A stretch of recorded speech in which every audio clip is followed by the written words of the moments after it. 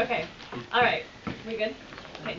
Welcome everybody. Today is August 22nd, 2023. It is 4:00 p.m. We are convened as the Provo City School District Board of Education, and we're meeting today at 280 West 940 North in Provo, Utah. We're going to begin with a roll call. I am Rebecca Nielsen, the board president. Jennifer Partridge, vice president. Melanie Hall, board member. Teresa Boyce, board member. Meg Van Wagenen, board member. Max Joyner, student board member. Will Widener, student member. Gina Hales, board member. Terry McCabe, board member. Derek Anderson, business administrator. Wendy Dow, superintendent. Great.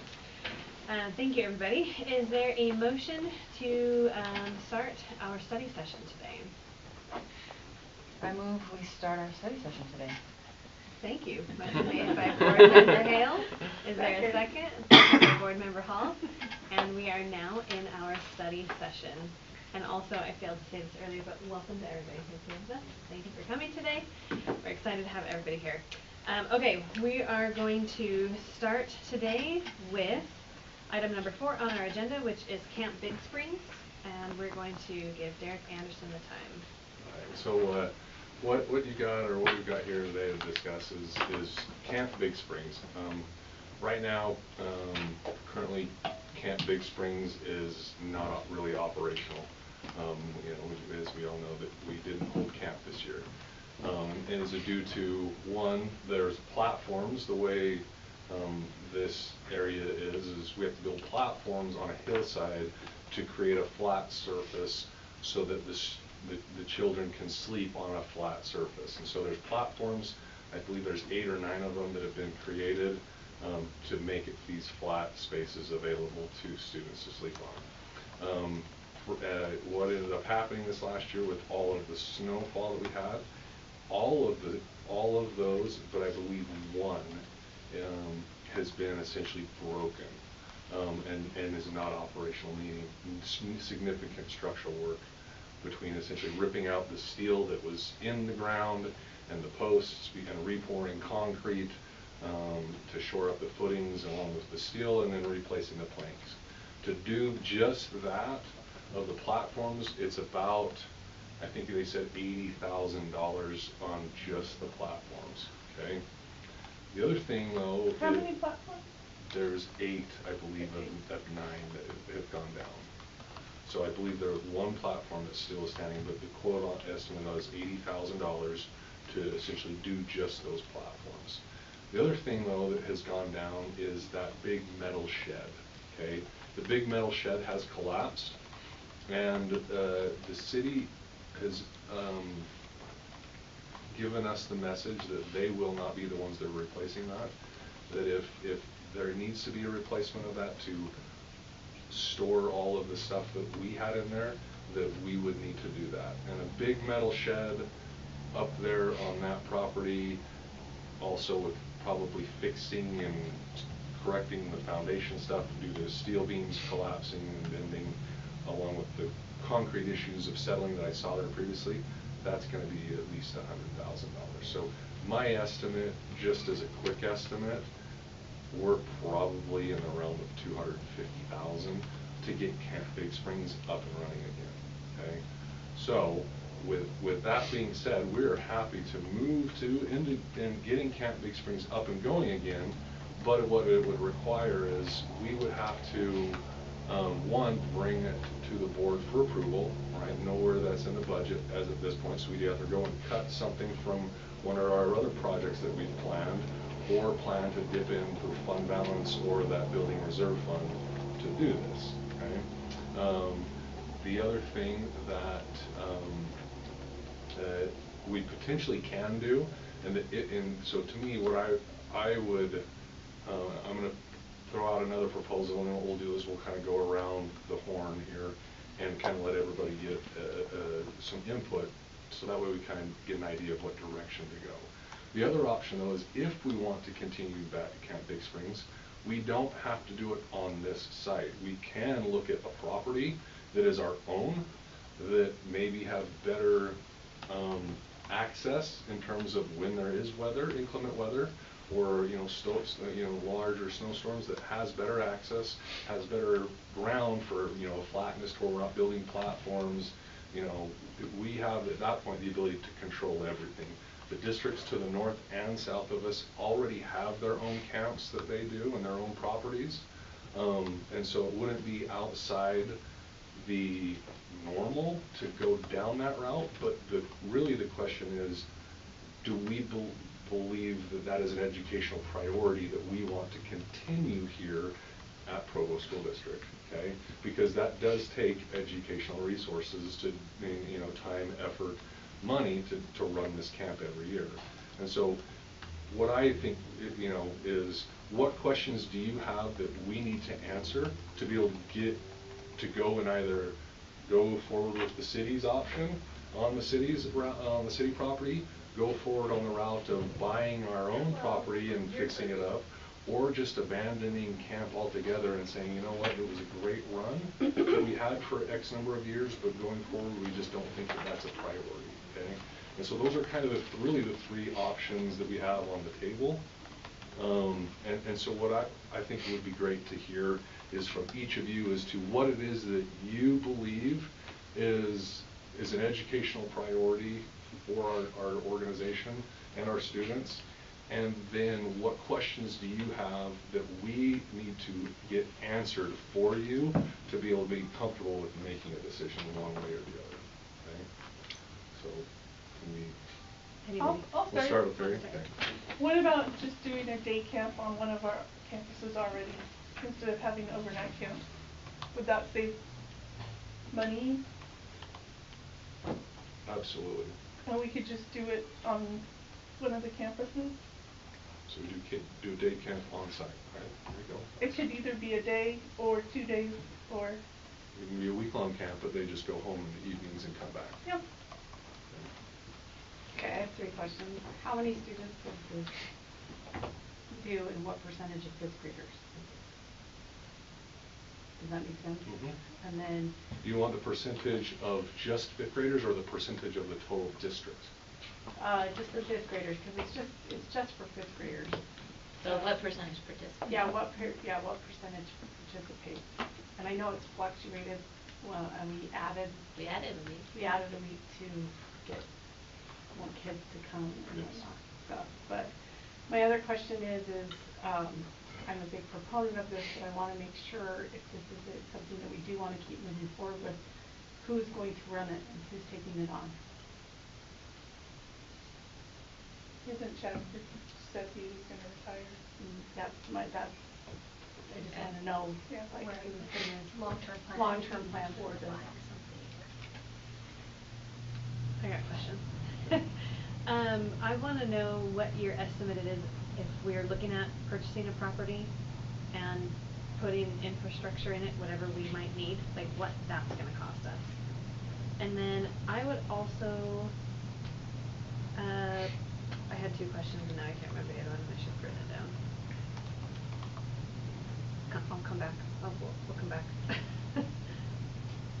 Meg, Gina, Meg. Currently, like, what is our budget? Where do we itemize this Camp Springs on our current budget? Like, what is that amount? And is it kind of dispersed? I don't know. So currently Camp Big Springs, and that is that's a great question. So currently we can't give a solid amount as to how much this camp is costing us, because the way it's been ran is the costs are baked into all the programs and departments that are currently out there. So, right, you know, one department has, you know, people that are going up there for the full time, right? And so there's 3 weeks in June or July when they're all up there, but there wasn't really any tracking to say, okay, now move all their payrolls into the Camp Big Springs program cost. And as we spend money on this to get supplies, we're going to now dump it into a Camp Big Springs program cost. Wait, they weren't tagged for Big Springs? Why? Because it's the way it was set up in accounting long before I came here. But couldn't we tag it now? So last year, as we were getting ready to go through this process, we were having the conversation about going and interviewing the employees and everybody as to how much time they put in. The decision at that point in time was to not do that, and that, you know, we weren't gonna have Alex go and interview and get all that. The decision at that point in time was that we will just track it better the next time we do it, which was this last year, but we ended up not having it. And so that was essentially one of the things that, as we were having conversations saying, no, we've got to create a new program and track it specifically if we're not going to go back and do the old costs. So these are just employees that have been on basically a year-round contract anyway that have just been Correct. reassigned to go up and help at Correct. varying times. But So other it does- expenses and operating costs aren't tagged Big Springs, like if you're finding supplies for Big Springs? What? Not, no. Okay. And then I have a question about the funding. So when I was reading online, it says that basically in 1976, budgets were cut, the program was cut, there was such a public outcry that a voted leeway was proposed and a recreational mill levy was approved. This created permanent funding for the 5th grade outdoor education program at Big Springs. Is that? Is that on our website? Yep. Is that it? This was, I think, this is what Alex presented to us last year. Or no, this There's is a just- levy, oh, there's this a is- no, funded so levy. all those levies have been collapsed and eliminated. So here's the way it used to be. So school district funding had all these individual little levies for recreation. And it didn't have to go to Camp Big Springs. It could go to other things, or it could go to, you know, whatever programs that they wanted for recreation. There was another one for the K-3 reading program, used to have its own levy. So there used to be tons and tons of these different levies for all these little things that the state legislature said, no, we're collapsing it all down, right? And we're only having one levy, well, not one levy, but we're collapsing all the levies down into these specific levies. And if you still want to allocate money there, board, that's the choice of the organization. Well, it says that on our website, so. We should probably fix that. Right, because it.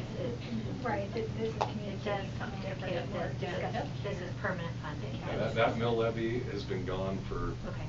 over 8 years. Be good to be clear. Yeah, it's thanks. been out of school Okay. education for at least 8 years.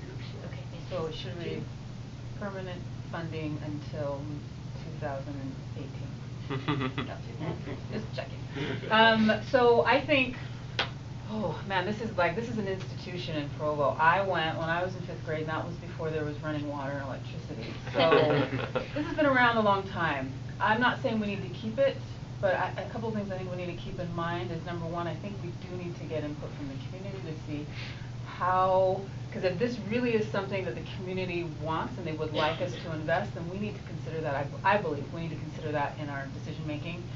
And number two, if we do decide that it's not financially or whatever, it's not feasible for whatever reason, we really need to have good messaging, good communication, and we need to be prepared to defend that decision. Because I suspect, because just when we suspended it over COVID, that was traumatic for people. And so we need to be prepared. If that is our decision, we need to have really good reason, and we need to be able to back it up, and we need to have compassion as we talk to people, because it's an institution. Yeah, I just at a PTA meeting today. Do you Go want to ahead. do it? That's all right. Yeah, everyone in the room just talked about how much they love this program and how much it means to them, and would hate to see it go. Yeah, that was a PTA president. Yeah. I do think outdoor education has a unique set of needs it fills, and it's an important part of what we're trying to do and reaches kids in ways that are significant. And I also think that this serves some students in our district a unique opportunity they don't have otherwise, where there are, some families are able to just send their kids to camps or whatever, and it's not a big sacrifice. This has been, for a lot of people, I think, a really important part of their educational experience. So I do think we need to make sure we have this conversation first. I would want to have it first with more stakeholders. I'd love to hear from our students if they went. Yeah, so I personally never went to Big Springs, but hearing what you said about, nature and like the education, I think it's important. What I want to know is just like, it kind of goes along with what Rebecca was saying, like, does it, like, what will go into like a new camp, and like what, like that property will cost, like the building new, I don't know, just, yeah, kind of like what, piggyback like on what Rebecca was saying. And the time frame on that. If we Yeah. purchase something and try to get something ready, are we like 2 years out, It would depend on what kind of upgrades we wanted to do to it, right? To acquire a piece of property is quick, right? In terms of, there's tons of properties that are out there and they vary. I've been seeing some online as I just did a quick search. Anywhere from, you can get, within a 2-hour driving radius, you can get into a property that is up in the mountains for as little as $200,000, right? And I mean, it's not a huge piece of property, but it's like 10 acres, right? And to put up flat, or to essentially get a graded area that's flat that students can sleep on, or put in platforms, or even concrete, right? So it's a clean surface. That's not going to be that much. What would cause a 2-year time frame is if you want to build like a permanent structure, like a cabin, like what Alpine has. Kitchen. Right? Kitchen space. Stuff yeah. like that. That's when that time frame would ratchet up. We could easily do what we've done currently with our current camp in Big Springs on another property and easily have that up and running by the next year. By this summer. Okay, like that, I guess that was my question, is like how quick could we do it? Yeah, that on something that was as simple as the other Camp Big Springs location, right, with just places for students to sleep, a place to store all of our stuff, that wouldn't take terribly too long to get it Go ahead. Is there an advantage to having it on PCSD property rather than city property? We can use it essentially at any point in time. We don't have to coordinate with the city, right? So we could have other things there besides just Camp Big Springs, right? Whereas here we have to coordinate with the city, get their permission, and things like that. So if we ever wanted to expand it, it'd be a harder process.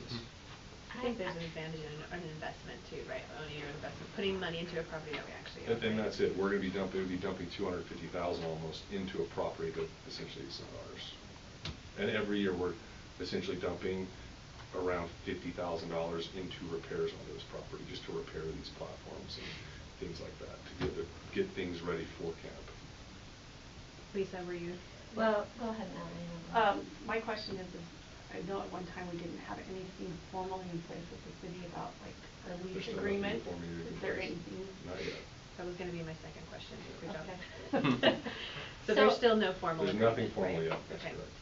So that is also something to consider when dumping money into it, right? Yes. In a couple districts that I've lived in the past, this is something the district itself didn't need to own and run and invest in. Rather, we outsourced to programs that existed to provide these kinds of experiences and found ways to make those accessible and affordable. I'm just wondering if that's a thing around here in Utah. Do you know what I'm saying? So, like in the Bay Area, your kids go on the bus in 5th grade and spend 3 days at a gold mining village or whatever, and they've got the whole experience, and you send teachers and parent chaperones, but then they got a thing, right? And you learn California history and whatever. And back east, there's a nature camp that runs educational programs like this, and districts contract with them, pick their weeks of the summer. Do you know what I'm saying? So I'm just wondering, is that a thing where if we see the community need and we see the benefit to our students, like sometimes, yes, it's great to invest in the property and run the thing, but sometimes if that's not your primary focus, you can outsource that, and it's actually more cost effective to just pay someone who's already doing that to have access to it. So that's what I'm just wondering. Is there anything like that around? The only thing I don't can think of is the old camp. Maple Dell. Like Maple Dell.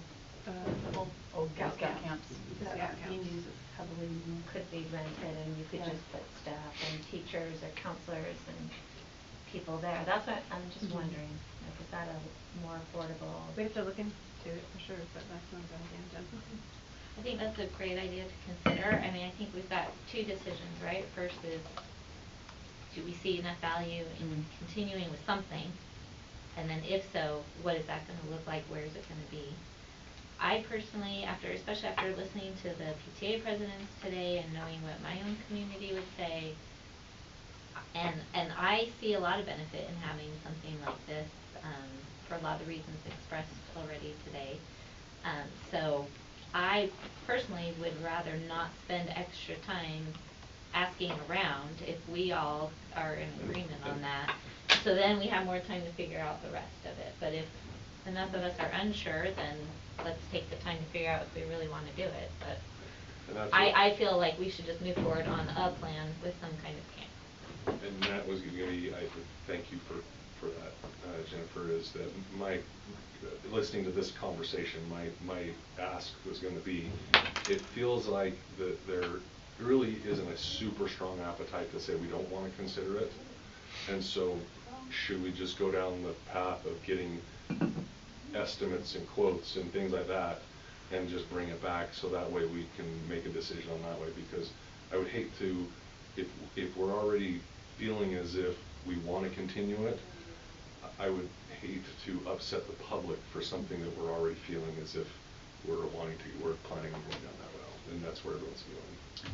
I haven't said anything about it yet, but I planned to give my 2 cents about this, which is, I'm a huge proponent of outdoor education in the first place. I love the idea of being able to have a piece of property where we can do more of that with our kids, but that aside, I mean, just the actual Camp Big Springs program that they've developed over the years, the educational classes, that having been there and watched the cool little solar system walk they do and all the fun, it's really great. It's such a great program. So I'm not in favor of being finished with it yet. I'm in favor of doing something. Now I know we might need to look at more budget friendly options, like maybe we're doing a day camp instead or something or whatever, but I say we continue with something.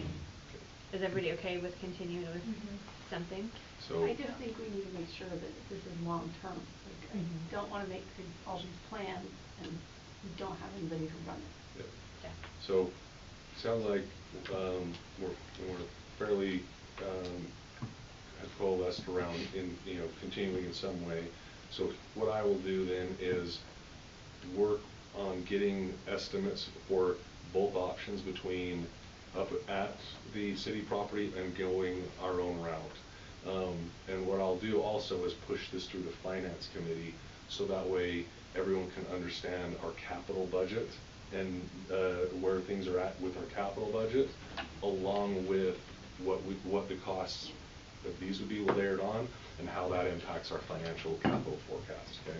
And then after we push it through the finance committee, what I would do is, based on the recommendation from the finance committee, then bring it back to the board. Does that sound like a good option here? What do you feel is like a timeline on that whole process? I just know I mean, we're not in a crazy rush. We sign up kids in like I would say give January, so February, we right? have, So we have a little bit of time. We have a finance committee this Friday, meeting this Friday. I would say the October finance committee would probably be pushing it. We could probably get estimates by then, but there's going to be some things about how do we want camp to look long-term that could impact the cost of the structures, right? And so that's the thing that I would probably need the most clarity on, is how do we want to envision camp being held and done? And so that way, as we go to get these quotes and estimates, we're getting the right ones, and we're not essentially just getting dummy quotes that are not really that valid. So, like, I just want to make a note. Should we expect you back in November? I think November's a better time. Okay. Can we start the discussion on what we want it to look like without knowing all the financial answers, or is it better to wait for some of that with that guide? I would say that here's if the idea is we want to still try to do an overnight one, right? The question is, are we wanting covered and thermal controlled space like Alpine has, like with a cabin, that people have essentially a temperature climate controlled area, or even a big warehouse that's climate controlled? Or are we okay with open space like what has happened up at Camp Big Springs? And Because tents on the platforms. platforms and exactly, everything kind of just out on the dirt and underneath the sun. So that, right, is to me the big thing, is that if if my understanding is, let's just do this as cheap as possible right now. And if we look at our own property, then we could potentially look at building a cabin on it later if we wanted to, that didn't impact the next year's thing. So there are things that we could do to easily build this in phases if it's our own property, right? So, to me, I think November's a better timeline to at least get through a rough draft of, you know what, this is how we think it should look right now, but it's not gonna lock us into anything too crazy. It looks like there are quite a few vendors outside that we could contract with, but it's about $750 per student. So that's on the low end. Some of them are 900 to 1,000, but some of those are like 10 days. So when you're doing that year after year after year, You're right. so I can keep looking on that. This is the cost of the camp, right? Like, What? for a student to attend the camp, that's the cost, okay. Wow. Would the district be able to subsidize that, or would it just be open? It would have to be fundraised completely. Okay. I mean, we couldn't. 1 year, let's say we had just 1 year, right? You had 50% of your fifth graders say. And it's 600 students. Let's say I don't know how many we have across. I can pull it up really quickly, but it's 750. There's about 1,100 kids per grade level. So 600 students. So 600 sounds students about is right. about right on, right? Yeah. So it's $750 per those 600 students. That's $500,000 every single year. Dang. It's close to 500 kids. There you go. So, I mean, right there, that's $500,000 a year. It'd be a lot cheaper for us to build a And I nice think cabin and a big piece of property. It might be, is it $125 is what we ask kids to pay right now? Yeah, and that's still subsidized. Yeah. Well, They- they have scholarships for the kids that can't afford it. Right. Foundation. And these organizations do have scholarships as well, but they're not gonna give us 500, they're gonna give us like 25, you know. And it feels like the decision though, around, I'm talking about purchasing a property and building a thing has to be put back into the scope of conversation around our facilities needs and our strategy around all of that. So I know there's a sense of urgency around something for this next year, but also I don't wanna make a decision personally that isn't strategic And that's for the what- long run, so maybe there is a short term Right. something. In I my mean, mind, that's if just we have a cost, piece of property, all we need is a piece of property to run Camp Big Springs the exact same way we've been running it this entire time. But that piece of property over time can be developed into something, can have a big, beautiful kitchen, or build A-frames or whatnot over time, right? That's, in my mind, that's what makes the most sense. If we have a but you piece would of have to land. have platform tents, et cetera, by the very first time. True. That's We- the cost you were talking about earlier, like that's, yeah. $250,000, or, I guess that included I a mean, I think warehouse. that's still the. You would still need a warehouse to store your stuff. Are all these other options better than staying where we're at, where we don't have to buy the property? Right. And maintain the property, I mean, that needs to be, I think, a Build part up of the and conversation. potentially Yes. be plus years at that site. But we're basically doing the maintenance, correct? Correct. Oh, we are. It was not onto us. So, We don't- so, sorry, if we no longer use the property we're currently using, is it gonna cause any issues with the city? I'm not saying we need to follow that, but looking forward, do they care if we use the property? Okay. So, not from my understanding, with this property, it's amicable that we'll use it because it's been a handshake agreement for super long, but as we've talked about expanding it in terms of getting us more access year-round and things like that, the conversations didn't go as smoothly. Wasn't there also, if I remember right, an issue, like we can't use it later in the summer because there's no water left? The So actual depending on spring the- dries up. Yes, the actual Yeah. spring dries up. And Big that- spring And, turns into small. and that, where they camp is a legal, pathway for people on a hiking trail, right? So people can easily come and go through camp right in the middle of camp as it's happening, you know, just because. And that people trail just- allows motorized bicycles. There are some like at Solitude. But I don't think they've ever have they ever had anyone come up? Have you guys heard of that? They've had some attempts, Bill chases them off. Okay, They sorry. walk. No, you're fine. It looks like they do have a few that are like at Solitude and things that are around $225 to $375, and they are week-long overnight. But that would be, they run the camp and everything, They so run that. I don't, that's like, it's great, but that's like a summer camp. I don't see an educational, our educational purpose. You're not gonna, and you're not gonna have a consistent message, right? That's gonna be what we're trying to convey, right? So. Okay, so it sounds like we've got a solid game plan going forward, which is go get cost estimates for all of this. It's going to run through the finance committee, so that way everybody has an understanding of where our financial needs are, where also our financial ability is, and that will include the board members and the finance committee. And after a decision is kind of made and a recommendation comes out of the finance committee, then we'll bring it to the full board for essentially approval or consideration. Do we need to take it to the capital facilities committee as well, and would that be after we've done that part, or does it not need to go through capital? So capital facilities committee, I would say on this one, because it's mainly a financial purchase, and Kyle is on the finance committee. Okay. The coordination that is needed with the capital part is not really going to be necessary. So the capital facilities committee is that long-term planning and maintaining of our facilities. Since this is more of an acquisition, is why I'm saying that, because that way we're talking about the budgets and our long-term finance. Okay. Any further questions, comments for Derek? Okay. Okay. Thank you, Derek. Thank you. All right, right on time. We're actually 3 minutes early. Great job, guys. We are going to go ahead and move on to item number 5 now on our agenda, our AI discussion with Susie Fox. All right, thank you for this invitation to update you on what's going on with AI. Very exciting.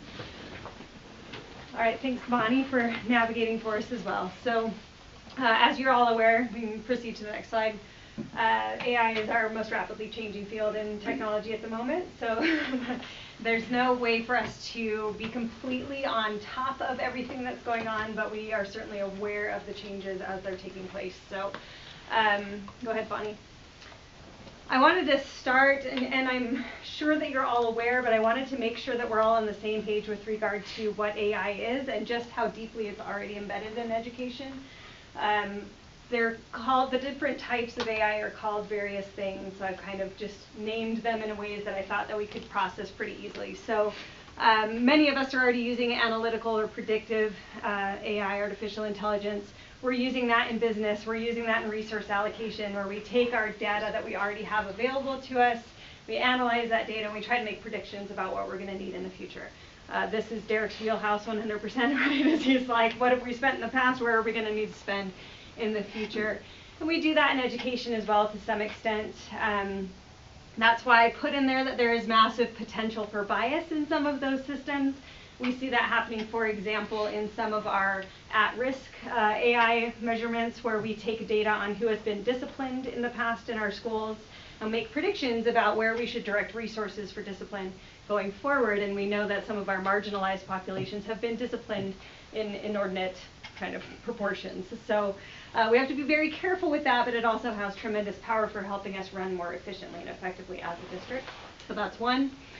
Educationally, we also use analytical diagnostics. So as we put in student data and we're able to do some diagnostic assessment and things like that, we can make predictions and we can diagnose what our students are going to need educationally. That one we've been doing for decades, right? Where we have kids engage in things like adaptive testing or adaptive assessment. We're able to determine their learning needs and provide, up to the moment types of instruction, which leads us into our instructional AI. Again, we've been doing this for decades, where we've got kind of intelligent tutors that are providing instruction for students in a personalized manner. As our technology has evolved, that has evolved as well, and we're seeing that really start to take the forefront in a lot of personalized learning types of environments. Our big concern right now, of course, is our generative AI. So probably the reason you actually asked me here, so I'll get off my nerd high horse. So this one's all about content creation. Again, lots of potential and lots of potential for misuse as well. So we see that happening with lesson planning and email writing and those kinds of things. We see it entering classrooms and other venues in the form of chatbots and Q&A kinds of things, where a student might ask a question, what was the War of 1812?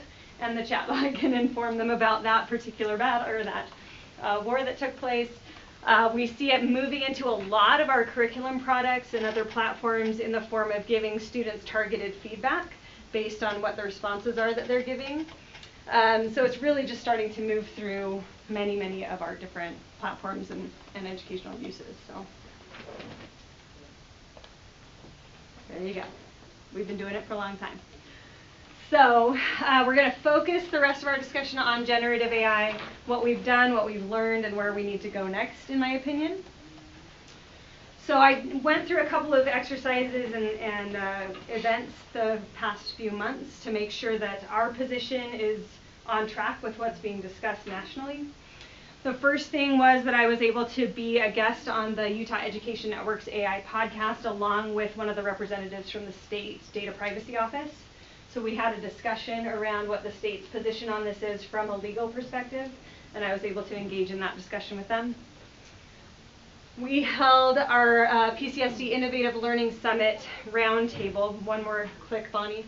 We had 16 teachers participate in that roundtable discussion for about an hour, where we gathered that teacher perspective around what is happening, what are we seeing in our classrooms, what are some concerns we have, what are some things we need to leverage. So we had a really good discussion in that group. I had the opportunity to go to Philadelphia and participate in the International Society for Technology and Education's Leadership Exchange for a day, and then follow that up with the full conference. And there were multiple sessions on AI that I attended at that as well. And then we attended Instructure. That's one of our big ed tech vendors. That's Canvas, several other products that we use, Mastery Connect, etc. And they had, specifically at their Instructure conference, a session that was put on by their legal team talking about AI specifically. So we kind of used all of these sources to then inform what is our position that we're planning to take. So here's some principles that were derived from that. Number one, and our teachers really emphasize this point, AI is not a fad. This is not a technology that's going away in a couple months. This is transformative. They use the analogy of the tractor, right? Like once you have the tractor, you're not going back to the horse and the hoe. You're going to stick with that tractor, and that's where we are right now. Which means that, our point number two, our students have got to learn how to use this stuff. They have to understand how it works, how it's created, have opportunities to create it themselves, and along with that, how to use it ethically. So it has to be part of our instruction. We as administrators, teachers, and staff can and should be using it to increase our efficiency and our effectiveness, to improve our students' experiences in our classrooms. We're seeing things come through every single day, multiple things that are talking about how we can provide differentiated instruction, how we can help reduce load on teachers with some of these AI tools that are available to us. However, our teachers also pointed out as part of this line, we as teachers, our gift is designing instruction for the students that are in front of us, right? And so balancing that, making sure that we're providing the instruction that is meant for our kids in our classrooms, and also recognizing we're going to have to change our pedagogy. So it's just not sensible to send home a writing assignment and expect that the writing that comes back was crafted by that individual student without the help of AI. It's just, especially at the secondary level, we're a bit naive in having that expectation. So it's going to require some thinking through of what pedagogy is going to look like, bringing more of the writing process into the classroom, changing the types of writing students are engaging in, and having more monitoring of that writing, if our primary focus continues to be developing the quality of writing that a student can produce on their own. Right? So these are huge pedagogical conversations to have. Ultimately, our use has to be intentional, safe, and equitable. And so those are the principles that are driving what we're talking about now in my office and throughout teaching and learning. What are some purposes that meet our needs, meet our students' needs, but also make sure that their data is safe and that they're being safe online. And then we have that equity question constantly in our minds. So here's the ultimate thing. in discussion with the legal teams, in discussion with the State Data Privacy Office, the majority, the platforms I'm currently aware of with regard to generative AI that our students might have access to will never sign a data privacy agreement with the state or with us, which means that our student data is not protected at the level that's required by our state legislature. So, yes, parents could individually give permission for their student to use something like ChatGPT, which creates now some equity issues and concerns that we have, right? If I, as a teacher, say, we're going to use ChatGPT for this assignment in class, the state doesn't allow me to sign a data privacy agreement, so I can't require you to. So what I'm going to do is send this home. If your parents agree to let you, then you can. And if your parents don't agree to let you, then you can't. And now I immediately have a divide in my classroom that I can't work with. So that's the crux of it at the moment. Legally, as a district, we cannot say a teacher can require a student to sign on, have an account, and use these products. Okay? All right, so, tricky business because we're not naive. As teachers, we're well aware that our students are able to and using these products. We know very well that if I go home and I set up an account for this, it at no point asks me if I'm over 13.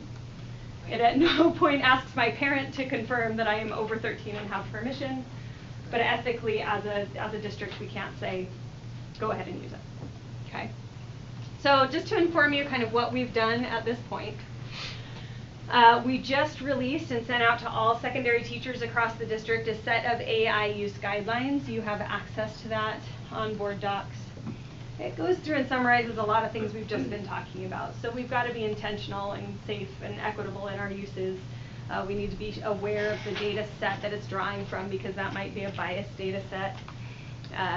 We legally can't require our students to use it, but we need to be aware that it's going to cause some pedagogical impacts. In tandem with those, we also sent out a set of disclosure document statements that a teacher could take and adapt or use directly in their disclosure document.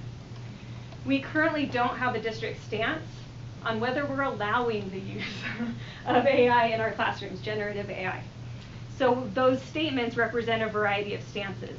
They go everywhere from, no, you cannot use AI in my class, to absolutely, use it, take advantage of it if you have access to it. Here's what I expect as far as citing your sources or telling me if you've used it. So we have a range of statements because we haven't taken a position yet as a district to say teachers you can or can't let students use that. Okay. Embedded in those AI use guidelines and some of the other things are resources from Common Sense Media. So last year, a member of my team went through and conducted a digital citizenship curriculum review. Common Sense Media was our partner that we identified as providing that free curriculum for us. It's supplemental to what's happening in our libraries, supplemental to what's available in Second Step. But it's a curriculum that teachers can be implementing in their classrooms, and we're kind of sending out those resources periodically. So there are some outstanding resources in that Common Sense Media library that teachers can make use of, and so we're kind of distributing those to teachers once a month as a gradual release. Can I ask a question about that? Please do. Do you know how many teachers are actually using that Common Sense Media?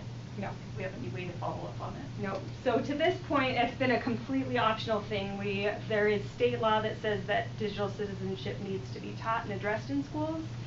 The variety of ways in which that's being done, right? Some of them, it's the librarian that's doing that. In some cases, there's an annual assembly that's taking place. Right now, we don't have anything saying there has to be regular digital citizenship instruction happening in classrooms. So we've made it available. I can track and see how many people have opened the QR code or the bit.ly link that we've provided to teachers, so I can give you a ballpark of who's seen it, but not who's using it in their classrooms. And then we're in the process, Daryl and I have been talking about this with secondary principals. We have the opportunity through Utah Education Network negotiation to purchase a plagiarism and AI detection software that we can embed into Canvas. So if a teacher puts an assignment in Canvas, they have the option to toggle on, use copy links on this assignment, and it'll scan that work once it's submitted for plagiarism and also for potential AI use. If you'll just click, it'll bring up our little bullet point. Beware the limitation. Plagiarism is a lot easier to check for than AI generation, right? With plagiarism, there's an actual source that we can go to and say, yep, look, you copied that from right there. With AI, we can't do that. So even ChatGPT is getting to the point where it can't recognize its own work, so that's awesome. so that I'm giving these guys all the tips. Oh, I already knew these. Know, okay. Yeah. So, you know, and AI is changing so quickly that we really can't, the software can't keep up with it, basically. So it would give a report that says to a teacher, you know, this might have some AI generation in it, and then the teacher would need to go to the student and have a conversation. It can put teachers in an interesting position where they're saying, hey, my report's saying you used AI on this, and the student's saying, but I didn't. And there's really no way that we can prove that one way or another, right? So again, it needs to be part of that embedded instructional practice where we're changing pedagogy and we're talking about ethical use and we're talking about why we're doing writing and we're doing more things in class, those kinds of things. But this tool, they've made it available to us at a significantly discounted rate. I think it's worth bringing on board to support our teachers who are not quite ready, especially to address this in their classrooms. So it's a nice backup tool. Okay. So here's what we still need to do. Step one for me, from my perspective, and y'all can help provide some direction. We need to get in immediately and revise that academic integrity policy and the procedures that accompany it. The teachers asked for backup in this case, right? If a teacher's saying, hey, you use generative AI, I'm going to fail you on this assignment, we don't actually currently have a policy that would support them in that. Plagiarism, yes. Generative AI, no. So that's the first thing we're going to need to address. That may take some consideration on a broader body's part, whether that's MTSS or whoever it might be, to decide, are we going to allow the use of AI in our classroom? I think it's naive to think that it won't be used. So then what does our policy look like and how do we address that use? So that's step one for me. It might be a next step to then write a more comprehensive AI policy. As we looked at these 4 different types of AI, we're only talking about generative right now. So are we going to think about that bigger question as a district of how artificial intelligence will be used even in our analysis and prediction, even in our resource allocation? Is that something that we want to address more broadly? I'd like to see us incorporating AI tools that are ethical and equitable. Again, Daryl and I are looking at one that has been partnered with Avid. It's a writing feedback tool for teachers, specifically teachers who aren't English teachers. So when my biology teacher is saying, I'm not a writing teacher, I don't know how to give kids feedback. There is a new AI tool that actually, that's its purpose, is to take that writing sample, give the students feedback, help them improve their writing. Not generative, instructional. Right? So there are some great tools there that we could leverage. And then strongly recommend, especially within our CTE courses, but it'll probably need to be broader, that we start to look at AI curriculum, that we could actually start teaching this more effectively. I know there are some teachers who are doing it individually, but a more comprehensive approach that presents AI in a way that we feel comfortable with as a district. I think that's it. Do I remember my slides? Okay, any questions or anything? I'm right at time. So, yeah, without being naive that students are going to be using this, and like the question you asked, right, do we allow it? How do then we safeguard against the equity issue? If some use it, or I guess, I don't know, yeah. And you probably, none of us have this. I know my answer is to chuckle a little. Yeah, I mean, we just have to navigate that, I guess. Yeah, and it's so variable, right? Because we have a lot of parents who don't have a lot of awareness around AI, and so their kids may be using it completely without parents' awareness. Right. We have other parents who are really on top of it and saying, yeah, you're not using that. Are you crazy? Because your teacher will kill you. And we've got kind of everything in between, and students who don't have access to resources. So if we're blocking it on Chromebooks, which we were, but a student in my middle school class today told me he got on it, so we're going to be checking that. Then it requires a device at home for a student to Yeah, use it. those are the things. Yeah, right, so like it's some can really- access it, some can't. Yeah. We can't get a data privacy use agreement, so we actually, I feel like legally, currently cannot expect the use of it. We cannot expect the use of it. Okay. Yeah, yep. Now, if I stumble on a tool that will sign a data privacy agreement and what creates what we call a walled garden, which means Right. that the data that it is drawing from and the data that students put into it is all protected within that walled garden, happy day. And we'll sign a data privacy agreement and we'll make that happen for our kids. Right now, I haven't found one that I'm comfortable with. Any student looking to create a great startup and make a lot of money, create a walled educational garden right now from data privacy. Yeah, and we have some great walled gardens that are being built for teachers. We have a Yes. teacher here in the district that's been working on one. ISTE has created one. So there are some great resources that teachers can draw from, but our kids not yet. Yeah. Oh, I forgot my question. Drat. Oh, I remember. Sorry. So have teachers been noticing increased AI use, or just have there been any like major incidents? There have definitely been incidents, especially at the end of last year, and we heard them all the way from elementary school through high school, right? But yeah, I know. So we've got some real savvy 4th through 6th graders that are leveraging these technologies.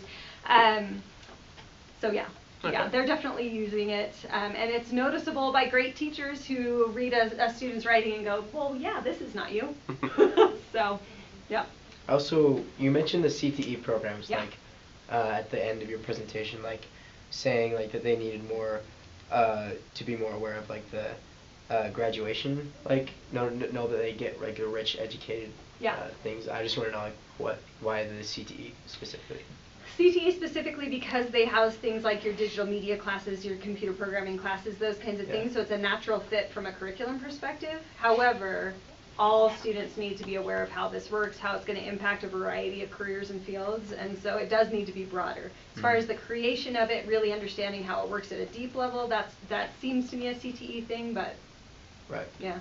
Yeah, I just wanted to know that. Cool. Great. Thank you. Thank you. I guess my question is for you two, as you guys are on the ground. Mhm.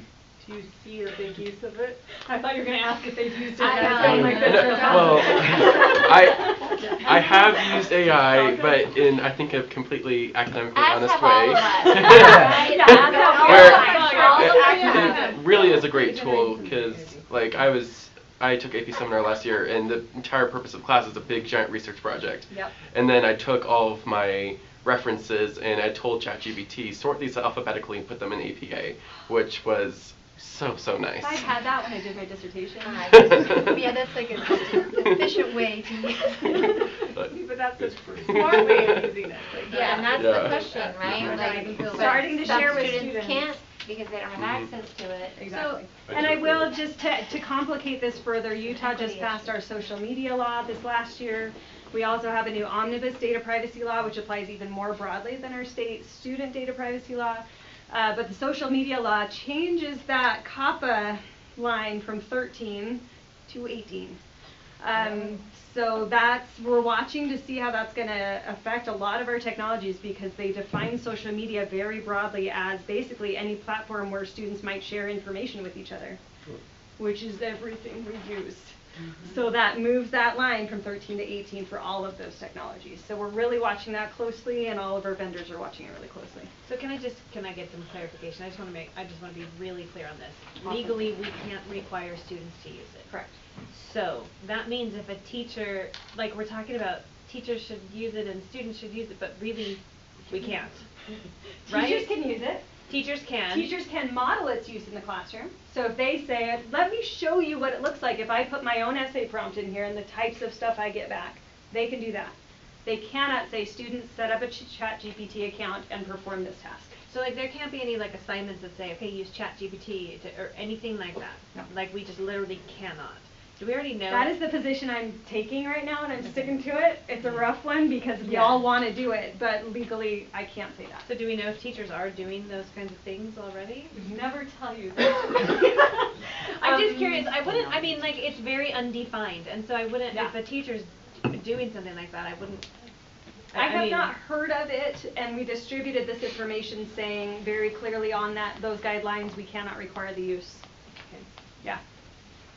I was also wondering, like, what's the way to notice if it even is AI? Like even if like a teacher is doing something like that, like how do you even tell, like comprehend, like compare the two, like what is AI and what's not? Like I just want to know like the difference. Yeah, and that's right, the tricky thing. So there have been some systems that are looking for specific things like odd word choices and a super neutral tone or a vocabulary level that's higher than you would expect from a certain grade level.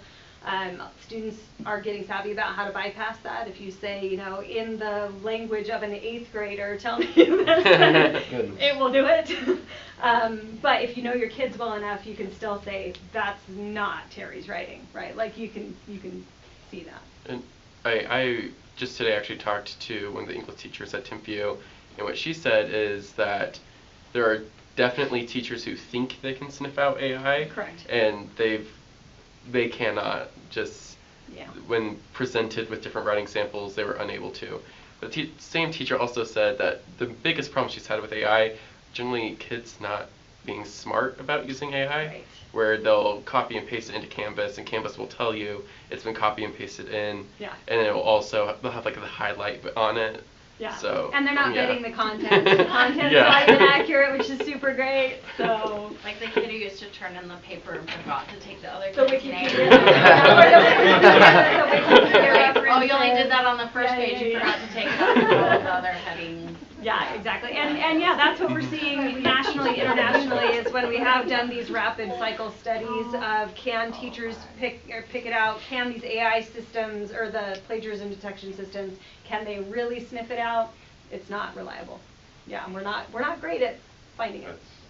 I just want to make sure and clarify, as of right now, all of our Chromebooks do not allow them to use it, as far as we know. That was the status in June, but again, one of my middle schoolers today at Dixon, because I'm teaching a class at Dixon, so I can play with some of this stuff. He said he got on his Chromebook, so I'm gonna check that. Okay. Yeah, but it's supposed to be blocked. Well, kids get around things all. They get around things all the time. Yeah. And here's with AI at this point is that there's so many products that are embedding it in there. Yeah. That you can download an add-on to your web browser, to where you don't even have to go to a website. You just pull up your add-on, type in something, and it'll generate it right there for you. Yeah. So. Yeah, and to be clear, this is affecting not just writing, right? It's in art, it's in everything. So Lindsay Ruiz and I were talking that she had some AI-created art that was submitted to her at the end of last year as well. So it's really, it's permeating multiple fields. Well, and some teachers at BYU have allowed students to do like specific math with AI as a tool. Yep. But again, their educational process is around using the tool and then being smart about is it a tool that's helping you in the right way, or actually is it replacing your learning and also your future ability to perform or whatever, and that's just it's messy. Yeah, so that's where that teaching transformation really is going to happen, and that's a deep learning thing for our teachers to adapt to. All right. Thank you. Anytime. Thank you, Susie. All right. On to item number 6, World Languages Curriculum Adoption. And we will hear from Anne-Marie. Hey, thank you. I apologize, it's my fault the board tab did not get attached appropriately, so I'm passing these around, paper copies of it, it's a lengthier one. There's not one per, so maybe you could share, and if you really wanted to check out the Chinese stuff. They're all one. There we go. Oh. For more than one page. All right, we'll share all each share. Okay, so many lines. Wait. Are they the same page? That's okay. You have one page, so if you can share your single page, I have, you have 1, 2, 2, 1. There we go. So let me introduce this. We have the curriculum review cycle. Yeah, the extras. Okay. The curriculum review cycle this year, the group that has just finished phase 2, which is recommending program and materials as well as languages. So they've been meeting for 2 years monthly. These are representative teachers from each of our schools, K-12, in our 6 languages that we have. And they've reviewed what materials they have and have been using, and they've reviewed their standards and done for an analysis of what kinds of needs they might have.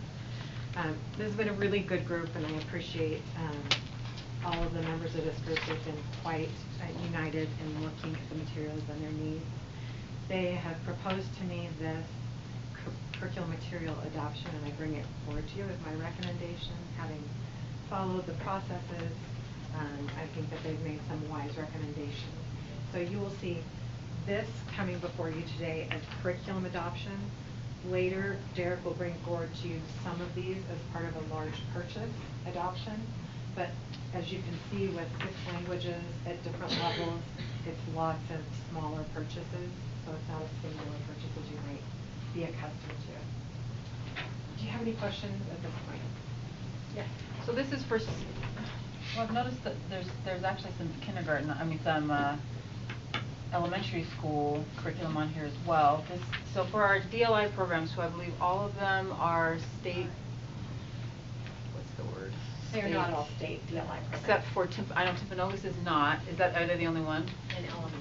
In elementary school, which then means that our secondary schools are also not, correct? Not necessarily. So Dixon is, but Provo High is not. And there's, it's really complicated, but we can explain it if you want. No, you don't have to do it here. Okay. I was just wondering, so does the state provide the curriculum for the elementary schools? And if so, what are these? Good question. So the state, typically, yes, upon, for DLI programs, they offer the programs and materials at both elementary and secondary level. Again, we now have some programs, elementary and secondary, they're not following the state model, so they don't have that funding. So that takes this into account. So this is just for the adoption materials. If it's a state DLI program, we're not getting anything that is not what they've been asking. However, we do have some instances where they don't have enough. Do you want to, our curriculum director, Judy Rosen here, do you want to explain more why there's some exceptions? Sure, yeah. So the group of DLI teachers specifically that were on the committee, what they identified were holes in the curriculum. So for example, some science resources were needed. Some of their language arts resources had certain elements of teaching in that language that were not in the curriculum. So there's some supplementary things here that are being requested by the DLI teachers at specifically at the elementary level. Thank you. And so I guess a follow-up question to that is, I know that at least at Timpanogos, it's a two-way program, right? We have English learners and we have Spanish learners, and so the way that's why they're not state certified or whatever the terminology is. And so do they get help from the district in purchasing the curriculum that they need? Because I'm guessing it might be different because most of these schools have mostly English speakers who are learning a different language. Does Timpanogos get help with, like, do they use these? I don't know the answer. Yeah. Okay. So when they pulled out of the state program, they did so with the district's permission, and the district at that time made the commitment to help them with the purchase of those things. The state supports two-way models, so we wouldn't say that's necessarily the reason, but there were a variety of reasons that led Timpanogos to asking for that exception. So yes, this is interesting because when you look at this in the large purchase request, you won't see some of it, A, because they're not large, B, because if a school is already getting DLI or AP funding for these things, we've talked with the principals about them using that funding for this. As a district, I don't pull any of the AP funding out, it goes straight to the school, so they have funding to do that. And then the schools that are state DLI that are getting continued funding, they can use that to purchase their materials. However, in any case where that's not the case, if it's a district model, that's included in our purchase request, whether it's a smaller purchase or a larger purchase. But it would have to be I don't even know what the district model is. I guess my question is Timpanogos getting help, because they do have a unique population, are they getting help with their curriculum needs? Yes. Okay. Timpanogos, we purchased everything. We've purchased the English or the Spanish versions and English versions of the programs that we have used as they requested, and they were included in this as well. Thank you. Thank you. Okay, just clarify. Sure. I understand. So I was already curious. I saw the Portuguese. There isn't anything for the elementary level. So am I understanding correctly? They don't need any new or supplementary materials, and that's why they're not on the list when all the other ones have elementary. Yes, they're not on the list, but no, that's not why. Okay. There just isn't anything for Portuguese. So we have really good representatives of Portuguese on the committee, and they have searched for multiple years, including the time on the committee, and it just isn't available. Do they make up all the curriculum? They To a make it their large own degree. to a large degree. There are some resources they've actually, some of the teachers have pulled in from Brazil, that sort of thing, but it's to a large degree, they make it their own, yeah. As you know, Portuguese has many different versions, and the state's model is using the Brazilian version, but even within the Brazilian version of Portuguese, there are subsections. We're very lucky that we have the former state director of the Portuguese DLI program at the school, and she was part of that early acquisition of resources. So from what can be gathered for them, we feel like they have what we could get them. And she's also on our committee. Yeah, she's also a member of the fourth language committee. Thank you. Any more questions for Anne Marie? Yeah, so the state just passed HB 161 last state legislature. So did they include abiding by the new law along with the policy? Yeah, our policy 4020, the procedures associated with that have that curriculum transparency is part of it. So part of this was having an open house so that we're getting feedback both from the public community at large as well as our teaching population, so we can specifically get feedback and have open transparency for each. Did that answer specifically what you're looking for? Mm-hmm. Okay. Okay, any more? Okay. Thank you. All right, item number 7 now, out-of-state student travels. I'll give that to Angela. All right. Oh my gosh, it took me off guard, so I gotta find my tab. I have so many tabs open on my computer. Don't even know what to do. So this is Dixon Middle School. We are requesting outside of our normal time when we request out-of-state travel. This is a middle school trip, obviously, for Dixon Middle going on June 4th through the 11th. It will cost $1,800 per student, and the reason that we need the approval now is because the deadline to hold their hotel rooms is tomorrow. So if we don't, then the price goes up considerably and we lose out on those hotel rooms. So I just said that we needed to have the approval of this before we could secure that. So Do we have the same problem for Centennial. yeah, that's a great question, because I don't know. I do know last year they were in two They're separate in hotels. two different places, so this is for the residents in, and I don't think the other place has the same situation, so I'll double check. That's a good question, actually. That was Terry's. Yeah, We had the same question. Approve it for both schools? You know, I don't think we have the approve something because we information, don't have any information. Yeah. So the reason this came about, John told me, is he here? No, John told me is that the hotel actually contacted him because they know him because he goes back year after year after year. Yeah. They actually contacted him and said, hey, the prices are going up. So if you guys want to get in on this before they go up, do this now. So maybe we just need Centennial to contact the hotel there. Yes. I do know Centennial sent out an email this week to their parents about their first parent meeting, and their price is slightly different. Their fee, I guess, cost. They're projecting it to be $200 more than what Dixon is. So I don't think we can approve both of them right now without seeing Centennial's plan.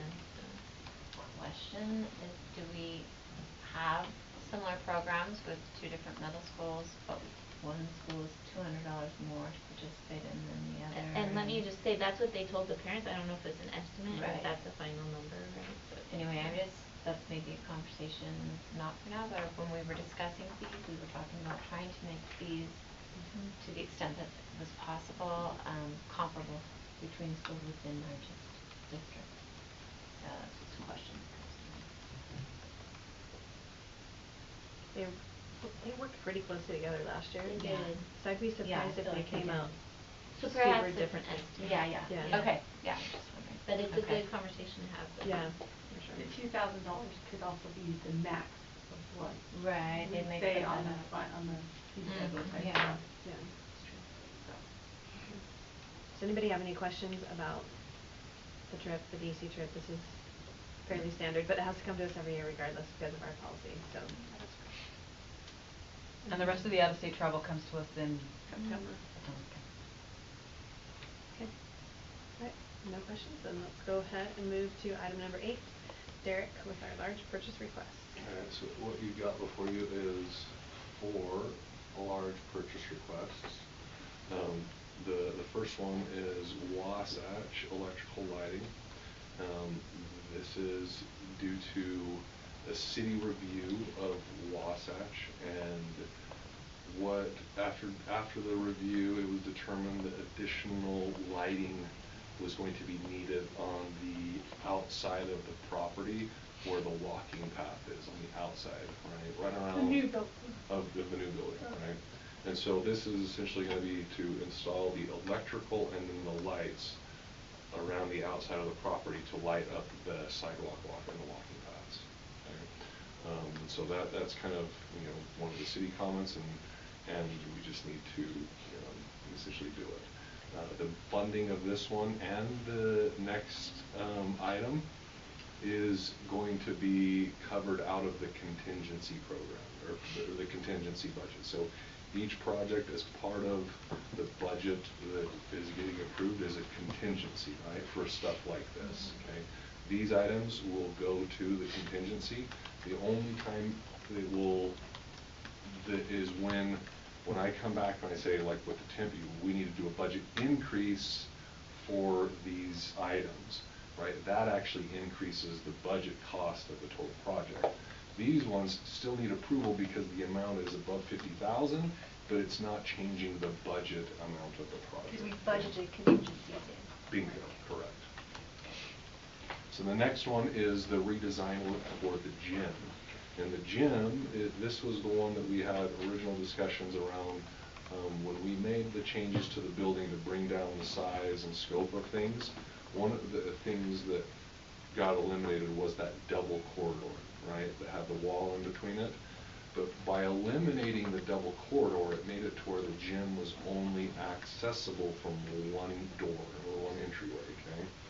And so what this redesign did is allowed, where that double corridor got eliminated, we've converted essentially what was a closet into kind of a stairwell and a back way into the gym. And so that way, in the event that they're ever using it, the gymnasium as a classroom, they can still enter with the area where for serving lunches and not disrupt and walk through the classroom area, okay? So this is a change to make the entire building more functional, okay? And so that's what this one is. The next one is the strategic plan. This is through the Insight Education Group, and their bid came in at the $65,000.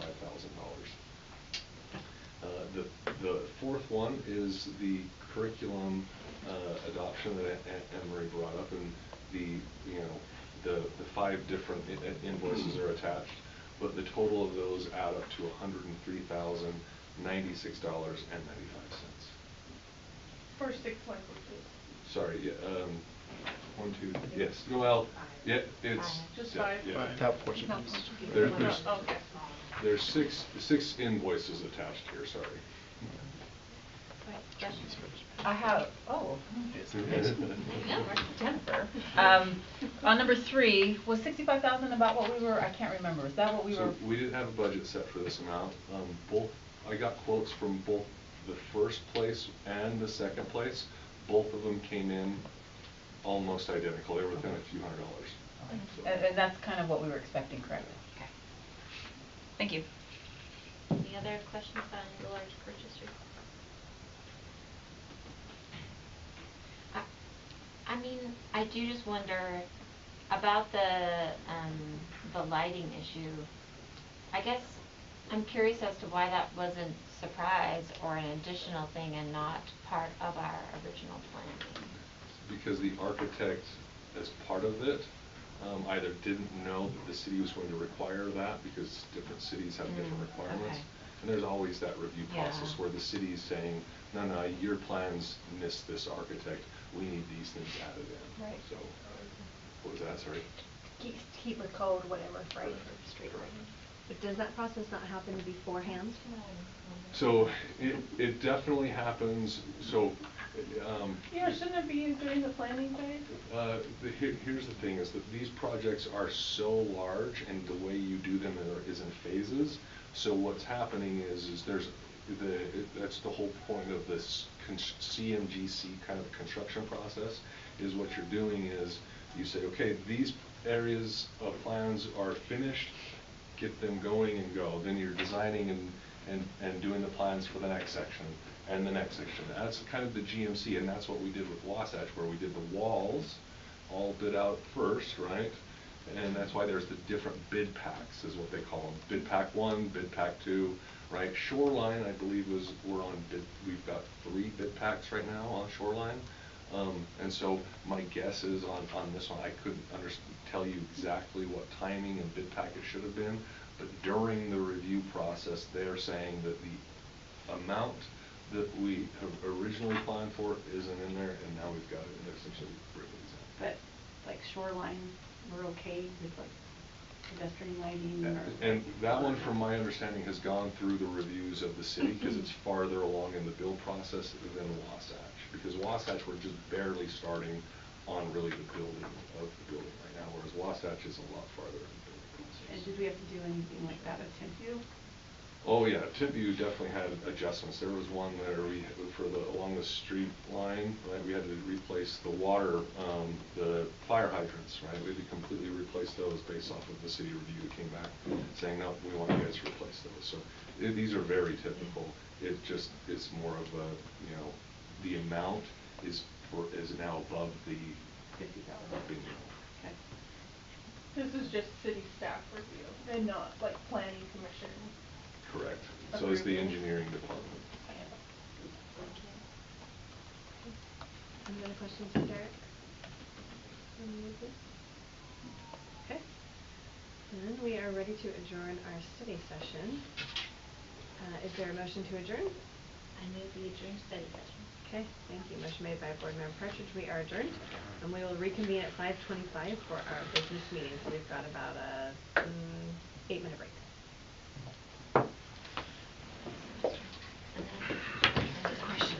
Oh, I know, I'm sorry.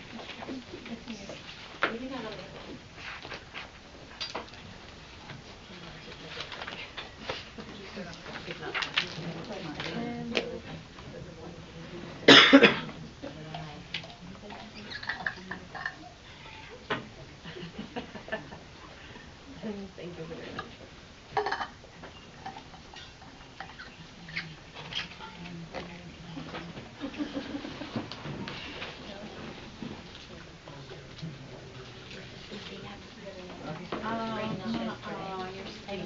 much. Thank you. That's really sweet.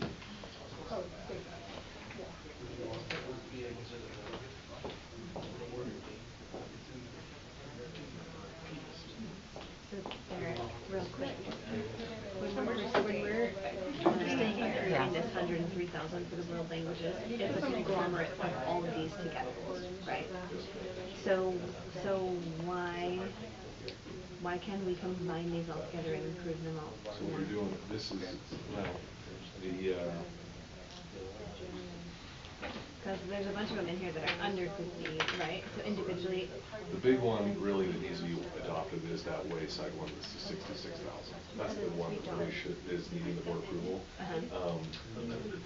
The other ones technically don't, because they're individual, right? All below 50,000. Yeah. Right. I think the big thing is that because this is the curriculum one, and this is the overall adoption of what we're doing, because the board adoption it's layering on this. Technically, I don't think they haven't heard that it's just that 66,000. We just have to adopt the curriculum.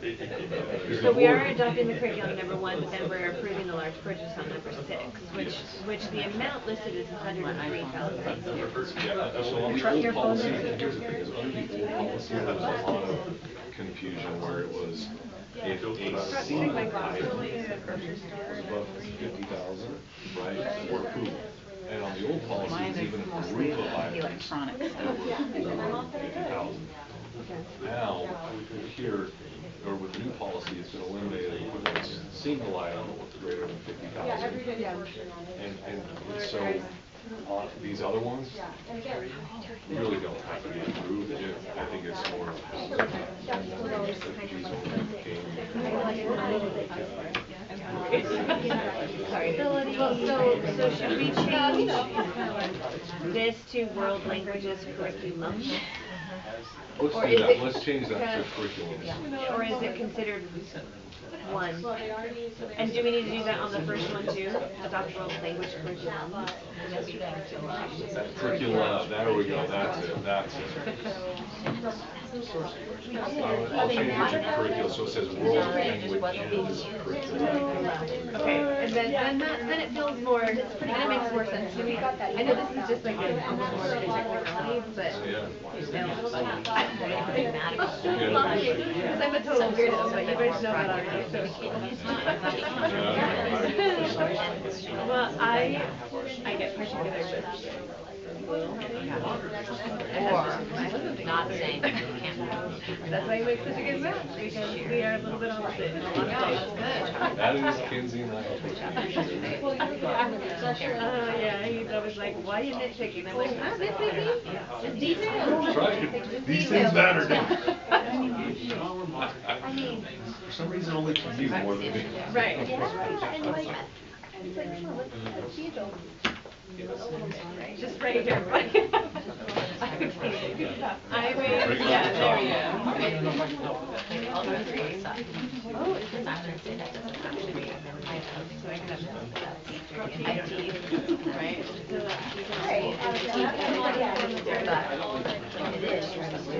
No, you're okay. It's just that because there's only one invoice, the 50,000, that's really.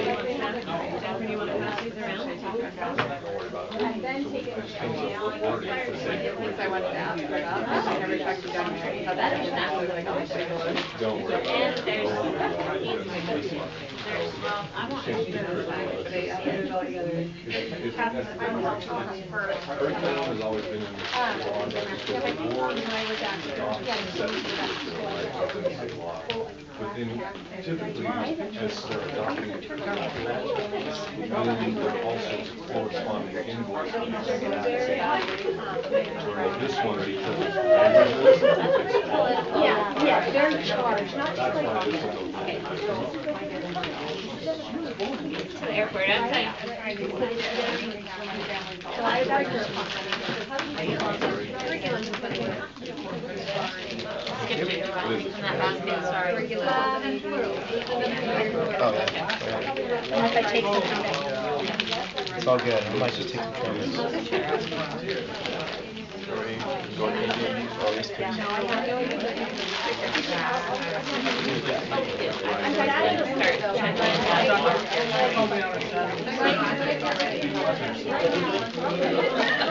Will you get a pleasure with a visit on Friday to Provo High School for the football game? I actually am not. I'm working that night. That's a good one. It's quite sad. But I mean, we've been preparing. Oh yeah? You know, it's actually so in the student government class, right? We did a commercial where they get people to go to the game. Let's hear it. And admin did cut a bit of the commercial. Oh. It was probably smart, Okay. but we weren't. We don't think he was actively slandering Provo High, Yeah. but admin made the call. Turn two. We definitely are.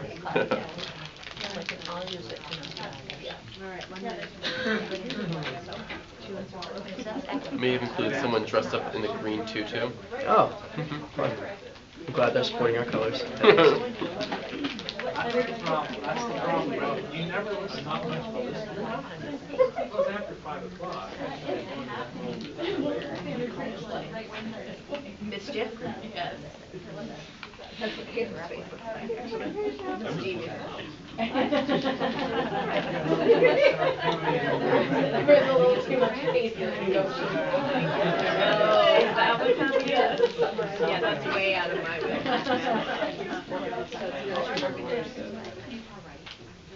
Alright. There was like ink stain on my thumb. That would be awesome. Okay. 5:25. Are we good? Okay. Welcome back, everybody, to our business meeting tonight. It is. Sorry, let me go back and do this correctly. It is August 22nd, 2023, and it is officially 5:25 p.m. We are convened as the Provo City School District Board of Education. We're meeting at 280 West, 940 North in Provo, Utah. We're going to begin our business meeting tonight with a roll call. I am Rebecca Nielsen, the Board President. Jennifer Partridge, Vice President. Melanie Hall, Board Member. Lisa Boyce, Board Member.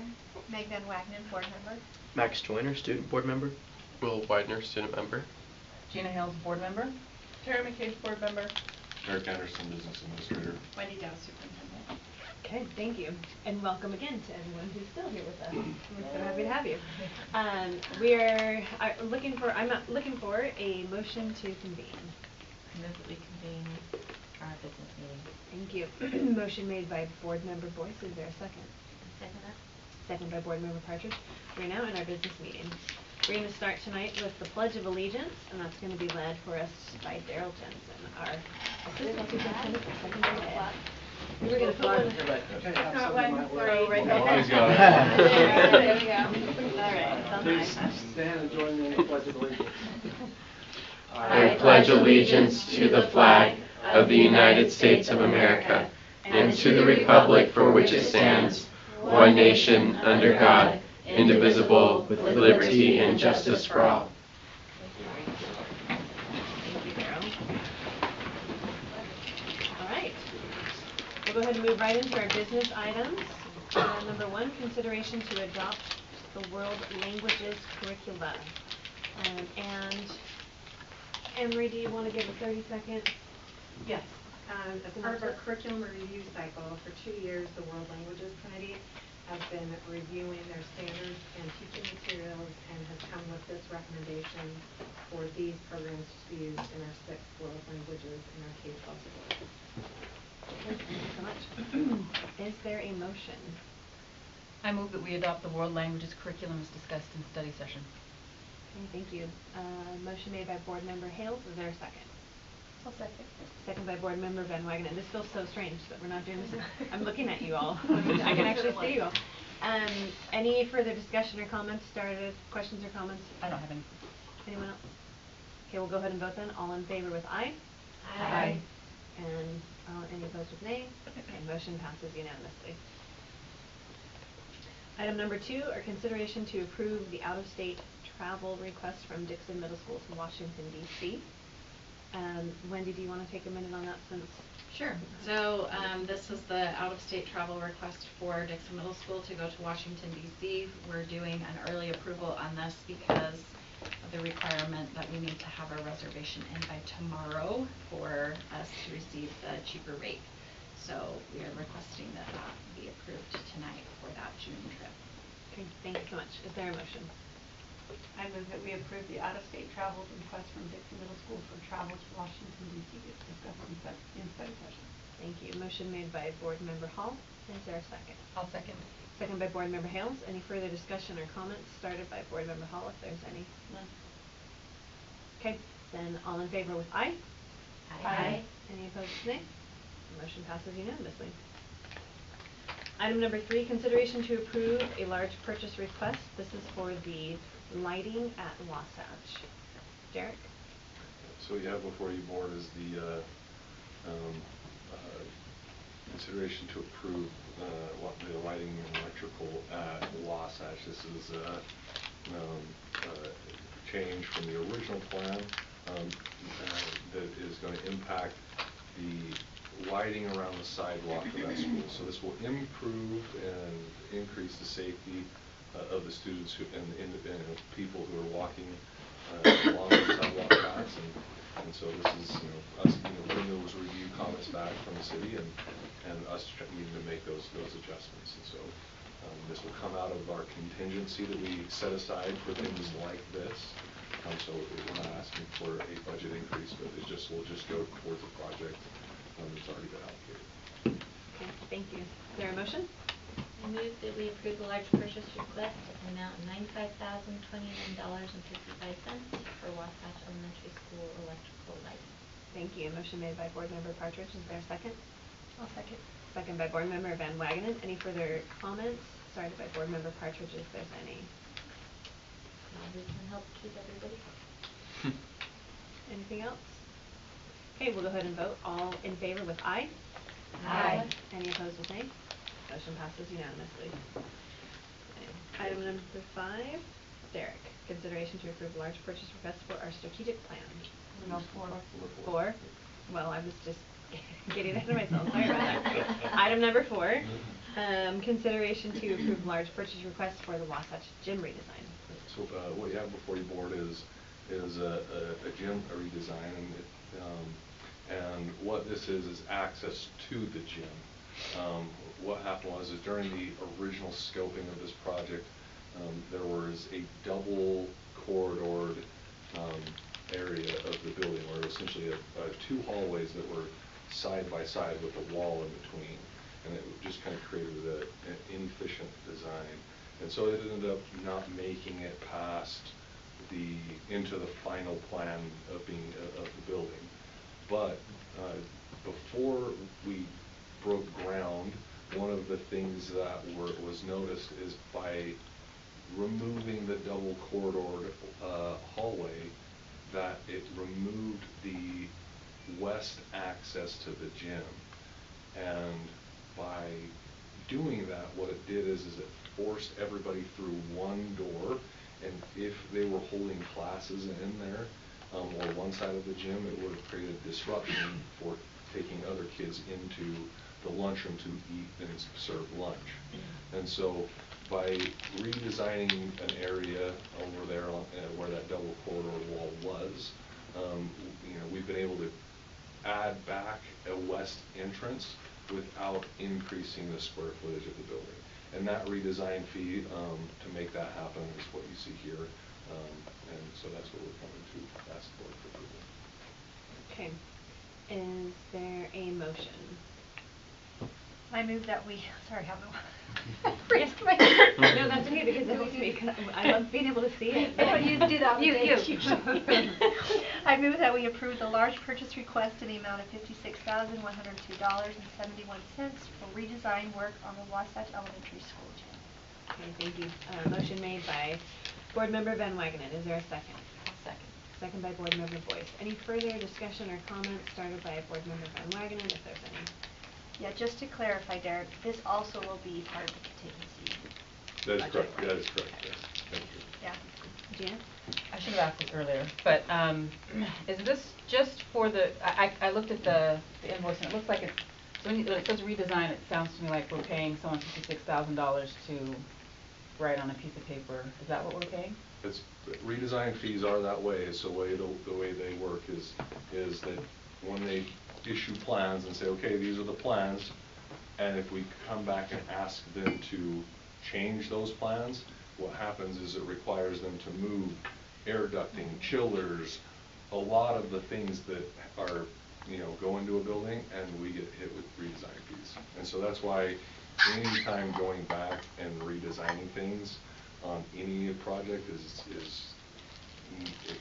never a great thing, because it just increases escalation of cost. Okay. I guess I should on it because it says like removal of footing and footing step.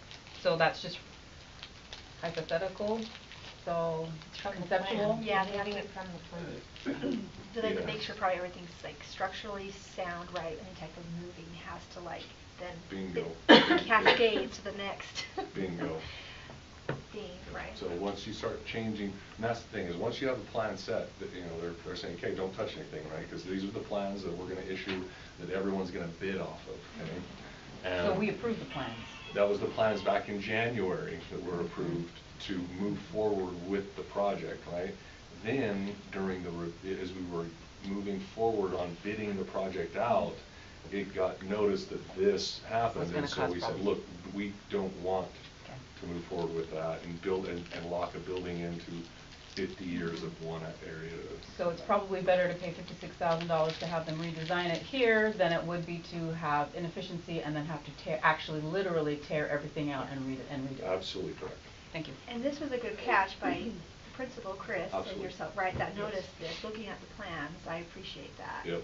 That he was able to say, wait a second, now that we've made this change, this is going to be a problem, and he's pretty confident that they will be running Yep. gym classes That's what I was throughout gonna the. ask. Yes, Yep. Chris said that Do they will they be divide the gyms somehow? So that's what, the gym has a divider, Okay, right? But, yeah. and that's the whole, why they wanna do this is Right. because Oh, the, yeah. when Chris called me and he explained it, that, look, we've got a divider, but what will end up happening is if we only have access to the one door, we will have to do some kind of like false divider Yeah. to block the kids walking in past the Makeshift. classroom, so. Yeah. This will increase the. Great. The, The value of the, it. the ability to use. Thank you. Any further questions or comments from the board on this? Okay, then we'll go ahead and vote. All in favor with aye? Aye. Any opposed with nay? Motion passes unanimously. Now back to number 5 again. Another consideration to approve large purchase request, and this is about our strategic plan. So what you have before you, board, is the price proposal for the Inside Education Group, and their quote is at the $65,500 for the strategic plan. They were the number 1 choice that was graded by that grading committee. The number 2, you know, we also, even though this was an RFI and we were not doing anything based off price, we wanted to get both of their prices to see if there was a starkly different cost associated. And so, because the one that was the grading committee's number 1 option and the amounts were essentially identical, the grading committee's first choice has been brought to the board for approval. Okay. Thank you, Derek. I have a logistical question before we vote on this. Do we also need to vote to approve going with this specific company? I would say in here the company's name and the amount. So I would list both. Okay. I don't know the company. Insight. Inside Education Group. Okay. Then, do we have a motion for this? No one wants to do it because you have to add all the stuff in. Yeah, that's right. I move that we approve the large purchase request in the amount of $65,500 for Insight Education Consulting or Group to assist with the district's strategic. Perfect. Good job. Sounds great. All right, motion made by Board Member Boyce. Is there a second? I'll second. Second by Board Member Hales. Any further discussion or comments? Started with Board Member Boyce, if there's any. I do have a question. Did you find out, like, in terms of, that includes personnel, and is it a consistent team lead that works through, or do you have different personnel? There's one team lead Okay. that we will be working through, and they are happy to do everything here in person or anything remote that we choose. And they said we're happy to sit down, and as we go through this, develop that plan collaboratively, saying, you know what, we really want this to be in person, and you know, he said there are things that he will recommend be online due to the engagement that a remote one that brings. And so I said, hey, look, I think that that's open. It's just bring it to discussion and bring your recommendations as to which you think should be online. And it says it here, all days noted can deliver in person. In person. And the other thing on this is this group was able to get started right away. The other group wasn't going to be able to get started until like around January on the early plan and into the later spring on the other plan, because they threw out 2 options as part of theirs. And so this one fit more of the timeline. It was the highest one in terms of the grading committee's ranking, and the price was right there. So it So my only comment is just I'm excited to get going with this. People know this is a priority for me, and I am excited for the community of Provo. Like, I hope we'll have our community members, our neighbors, business leaders, as well as our teachers and our students. I hope we have a lot of student voice in figuring out like exactly who we are and how we can be our best selves, and so I think it's a great thing to move forward with. So right away means like tomorrow, or what do they have? September. September, okay, great, awesome.